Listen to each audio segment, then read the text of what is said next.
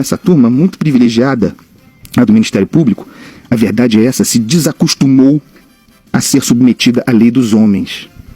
Não tem nenhuma regulação sobre eles.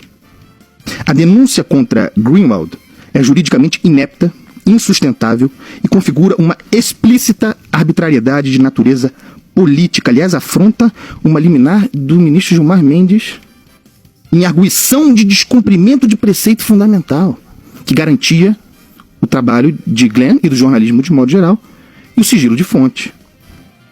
Configura essa ação, essa denúncia do procurador do Ministério Público, configura perseguição política, configura revanche. Eu vou lembrar aqui que claramente configura revanche contra um jornalista que investiga procuradores. Revanche materializa uma poderosa corporação se voltando contra um trabalho legítimo que a incomoda. Consiste numa tentativa de intimidação à atividade jornalística. E eu tenho nojo de ver jornalistas comemorando esse tipo de ação. E os tem. E é triste. Tudo no ambiente do revanchismo, da competição. Tudo muito baixo. Não existe flexibilização, rebolado, biruta para a defesa de liberdade de expressão da atividade jornalística. Não existe. Ou você está fechado com esse princípio, ou não está. E não venha depois chorar quando for vítima. Convido o nosso ouvinte a ler a peça, a denúncia do Ministério Público. Mas basta passar os olhos no texto para entender que o sujeito foi denunciado com base na distorção do que fala nos diálogos que sustentam a acusação. O procurador ali tinha um objetivo claro de denunciar e ajustou a leitura dos áudios que embasam a sua denúncia sem base nenhuma para confirmar a sua meta. Olha o lugar em que nós nos metemos. Revanche, vingança, estado policial. As acusações são de que Greenwald auxiliou, incentivou e orientou o grupo criminoso que roubou dados sigilosos e lhe repassou. Nenhuma se sustenta à luz da lei brasileira. Nenhuma. O jornalista seria incriminado se tivesse participado do roubo, do crime, porque o crime houve. Receber de uma fonte o produto desse crime para veiculação jornalística, é preciso compreender, isso é a lei. Isso não é crime. Não é crime. Ou teremos encerrado a investigação jornalística no Brasil. Acabou. Não se pode mais investigar. Temos uma Constituição Federal, temos um arcabouço jurídico. Neste conjunto expresso o direito jornalístico ao sigilo de fonte. Já falei mais cedo sobre isso. Nele expresso que um jornalista, no exercício de sua atividade, não comete crime, vou reforçar isso aqui, ao manter relações com um criminoso, mesmo sabendo que esse criminoso cometeu ou comete um crime. Isto não é crime.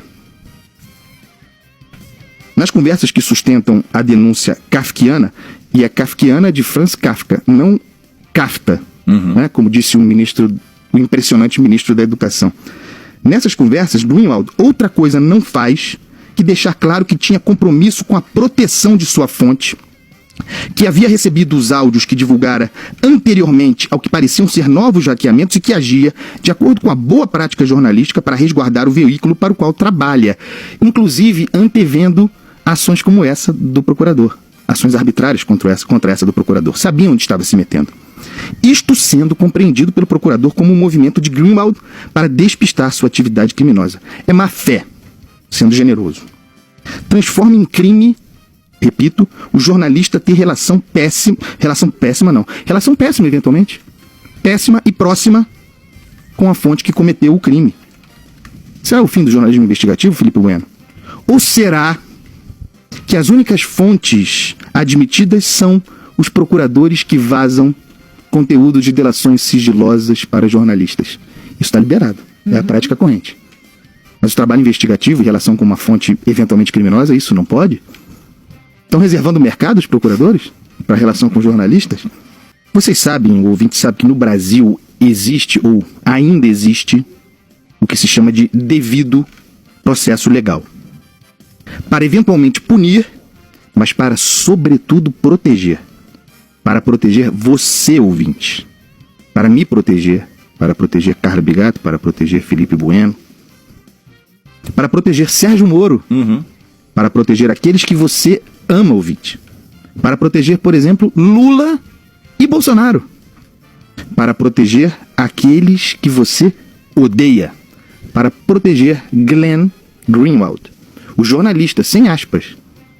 Na denúncia do Ministério Público Federal, o Glenn aparece jornalista entre aspas. Você pode não gostar do trabalho do sujeito, eu mesmo não sou exatamente um fã, mas jornalista ele é. Aliás, com Pulitzer, salvo engano.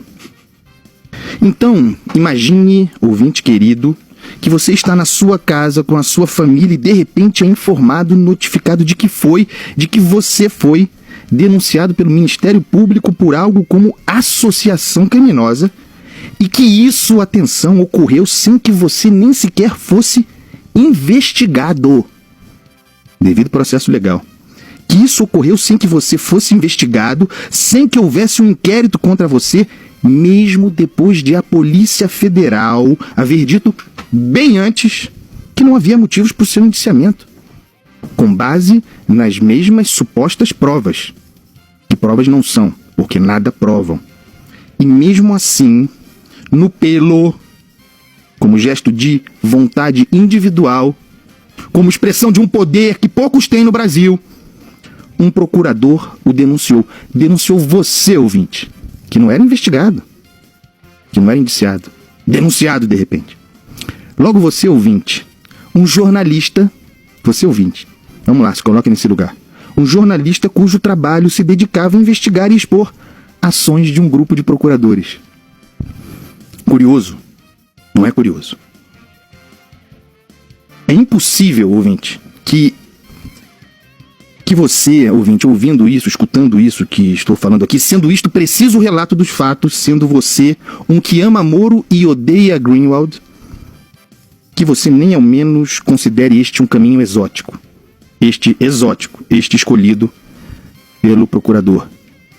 Pois eu lhe digo, ouvinte, sem medo de errar, este é o rumo de um Estado policial, em que as garantias individuais, as garantias fundamentais, são jogadas no lixo pelo ímpeto, por um gesto de poder, por defesa de uma corporação.